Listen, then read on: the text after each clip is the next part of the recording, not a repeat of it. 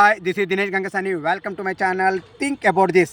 నిన్న తిరుపతిలో వైకుంఠ ద్వార దర్శన టోకెన్ల కోసం జరిగినటువంటి తొక్కిసలాటలో 6 భక్తులు మృతి చెందడం, 40 మంది పైచిలుకు భక్తులు గాయపడడం జరిగిందండి.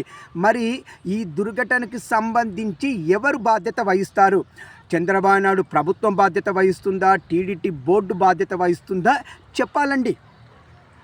ఇంత నిర్లక్ష్యంగా కనీస ఏర్పాట్లు, మరి వైకుంఠ ద్వార దర్శనానికి టోకెన్కి సంబంధించి కొన్ని లక్షల మంది భక్తులు వస్తారని తెలిసి కూడా సరైన ఏర్పాట్లు మీరు చేశారా? చేస్తే ఎందుకు ఇలా జరిగింది? మరి దీనికి బాధ్యత ఎవరు వహించాలి? 6 భక్తులండి. మరి గాయపడ్డ 40 మంది భక్తులు కూడా కొంతమంది సీరియస్ కండిషన్లో ఉన్నట్టు తెలుస్తుంది. మరి మరణించినటువంటి భక్తులకు నా ఛానల్ త్రూ సంతాపాన్ని తెలియజేస్తున్నాను. నేను కూడా ఇది హృదయ విదారకమైన ఘటన, ఇలాంటిది పునరావృతం కాకూడదని కోరుకుందాం. మరి దీనికి బాధ్యత ఎవరు వహిస్తారో మరి చంద్రబాబు నాయుడు ప్రభుత్వం నిర్ణయించుకోవాలి. ఇట్లు దినేష్ గంగసాని.